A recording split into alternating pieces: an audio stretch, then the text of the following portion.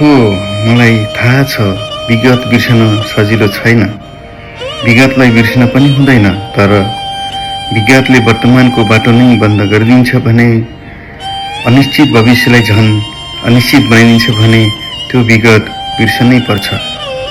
विगतलाई बिर्सनु भनेको विगतलाई मेटाउनु होइन, न कि विगतलाई अनदेखा गर्नु। बिर्सनु भनेको त नसम्झिनेसम्मको लागि कतै लुकाउनु मात्र हो। अनि त्यसरी लुकाउँदा तिम्रो वर्तमान सहज हुन्छ भने किन तिमी विगतदेखि चिन्तित छौ? हो, म अनुभूत गर्न सक्छु। विगतले पोल्छ, विगतले पग्लाउँछ, विगतले जमाउँछ पनि, अनि विगतले पल पल सताउँछ र त वर्तमानका बाटोहरू निकै कठिन हुन्छ।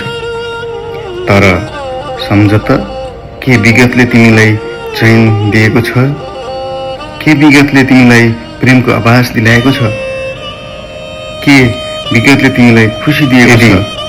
त्यसो हो भने छैन, लुकाइदेऊ त्यो विगतलाई मनको कुनै कुनामा।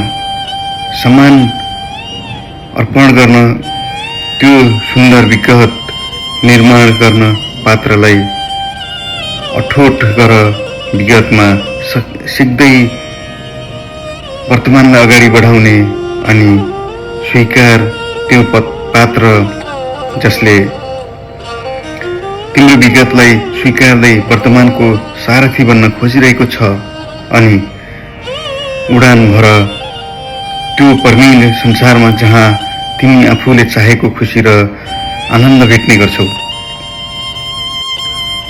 मुटुको कुनामा लुकाइराखेको विगत कहिलेकाहीँ मनमा आउन सक्छ। स्वीकार्नु यो एक सामान्य प्रक्रिया हो, किनकि विगतको यादले नै त हो वर्तमानलाई थप सशक्त बनाउने। नमस्कार सम्पूर्णमा। यो सम्पूर्ण दर्शक श्रोताहरूले, भगवान रूपी श्रोताहरूले मेरो यो युट्युब च्यानलमा रहेको भिडियोहरू पूर्ण रूपमा हेरी कस्तो लाग्छ सल्लाह सुझाव साथै लाइक, कमेन्ट, सब्सक्राइब गर्न नभुल्नुहोला।